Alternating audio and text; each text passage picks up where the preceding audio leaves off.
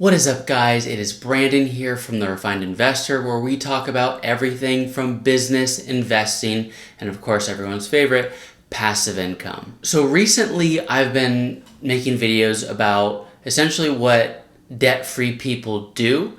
And so today I kind of wanted to play off that, but really list 5 things that debt-free people do not do. So it's kind of the same, but a little bit different. But these are just some things that I've seen, that debt-free people that I know, and, just from friends, family, acquaintances, people who are debt-free, things that they don't do and would really never do. And hopefully it's something that everyone can learn from if, of course, you want to be debt-free. Now, being debt-free is really a lifestyle choice. It's something that you really have to want to do for yourself, want to do for your family or whoever. Hopefully it's for yourself. And debt-free people live, a certain type of lifestyle. They, most of the time, don't really have to worry about money, because what's the number one thing, people get divorced for? And it's usually over money, things to do with money. Debt really can cripple your life. So a lot of people just want to get that out of the way and just live debt-free and live on their own terms. So without further ado, let's get into the 5 things debt-free people do not do. All right, so the first thing debt-free people do not do has to do with car payments. They do not have car payments. Car payments are the second biggest monthly expenditure, obviously under rent or a mortgage, that the average person has, right? They have their mortgage or rent for their home or apartment, townhome, and then they have their car payment. I think the average car payment in America for a new car is right around $550 a month. And then I believe for a used car, it's around like $380 to $400, somewhere in there. So that's a pretty big chunk of change that's just being debited essentially out of your account each and every month. So really, debt-free people are just buying the car that they can buy in cash. They're not taking on a monthly payment. It's something that's preventing them from saving or investing in the future. And that's just one of the things that I've noticed, is that debt-free people do not have car payments. You might be saying, Brandon, well, that's the only way I can afford a car. Well, let's look at this. So maybe that's the only way that you can afford a $50,000, $40,000 Mercedes, BMW, what have you, but it's not. Maybe, you might be able to, what you'd put essentially down on those more expensive cars, you can buy a car for, right? So say you were gonna put $15,000, $20,000 down on a $50,000, $55,000 car to have a decent monthly payment.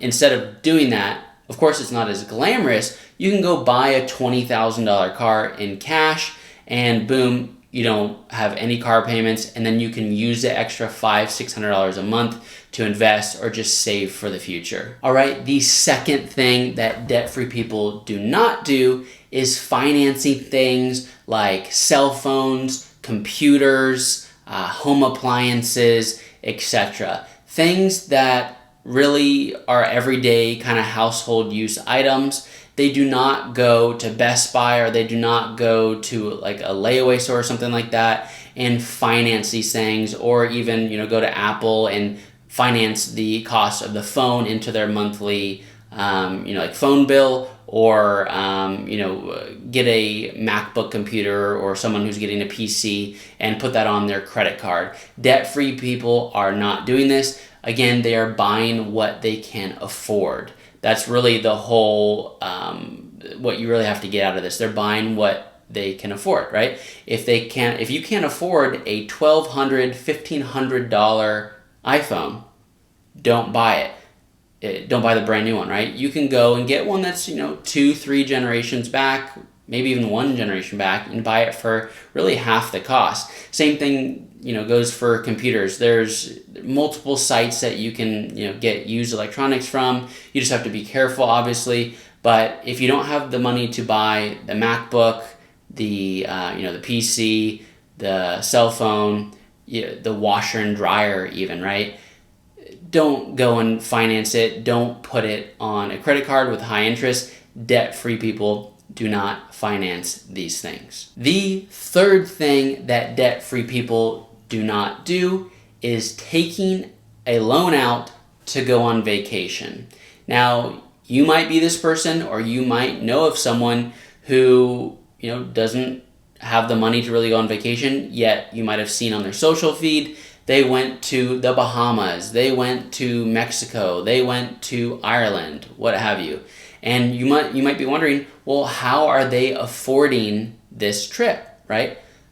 There's a good amount of people out there that will take out a personal loan or put everything on a credit card and just go travel, go on vacation, and then pay that off slowly over time. This is one thing debt-free people do not do.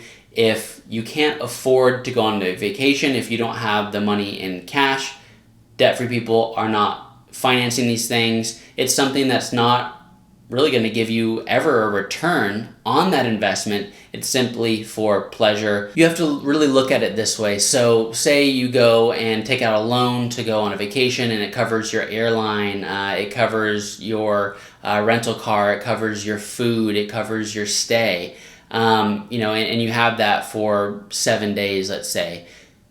Imagine paying that 7 days off over the next couple months or a year or more, when kind of like the new and shiny syndrome wore off, you're back from your trip, and now boom, you have to start paying interest, hundreds of dollars a month, just because you wanted that satisfaction of going on that vacation that you couldn't afford. So this is a really big one. If you can afford to buy, fund the vacation in cash, do not go on vacation. All right, the fourth thing that debt-free people do not do is something that might be common sense to a lot of people, but debt-free people are not gambling. They're not buying scratchers. They're not buying lotto tickets, things like this. They're just not doing that. They know that if they want to make money, they have to provide value. They either have to work a job or start their own company or do a side hustle.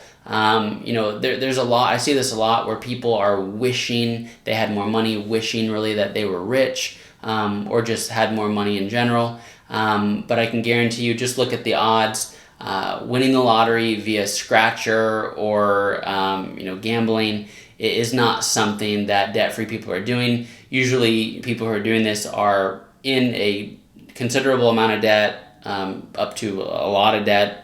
These are just ways that most people are wasting money in a way.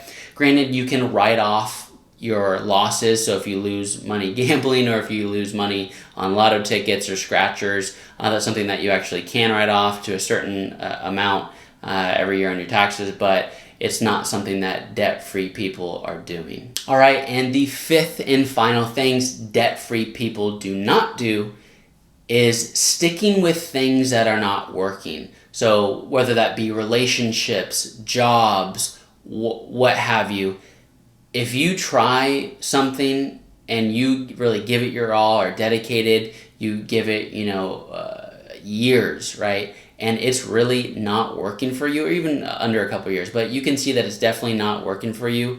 Debt-free people are not sticking with these things. They know when enough's enough, when something's not working, to move on and either find a new way to do what you're trying to do, or to give it up altogether and go on to something else. So you might even see this for yourself. You might see people that really have been trying at something for a long time. It's not working. Like I said before, it could be a relationship, or it even could be 9 to 5. They're trying to move up in their career. They've been with their company for 3, 4, 5 years. They're still stuck in the same position that they were at, even if they might have been promised a raise, or they might have been promised to move up really the ladder in the company, and it's just not working. So we might know people like this, or it might be you, or people are in a relationship and it's not working. They've given it many years, what have you.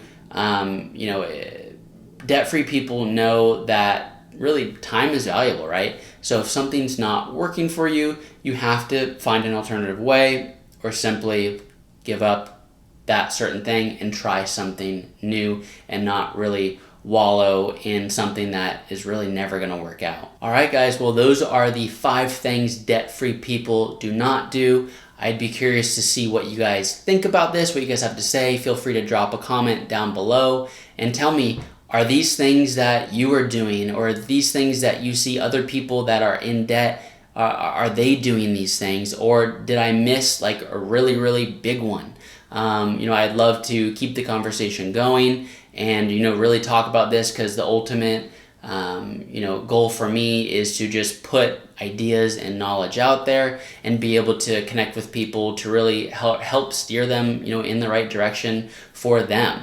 If you want to be debt-free, then great. Take these principles to heart and really look at your life. If you don't want to be debt-free, then great. Hey, well, maybe you learned something new in the process. Of course, if you enjoyed this content, please hit the like button. It definitely helps me out in the YouTube algorithm. And of course, consider subscribing. I'll have a link here at the end of the video. You can just click subscribe on there and get notified when I upload a new video. All right, guys. Well, I'll see you guys in the next video.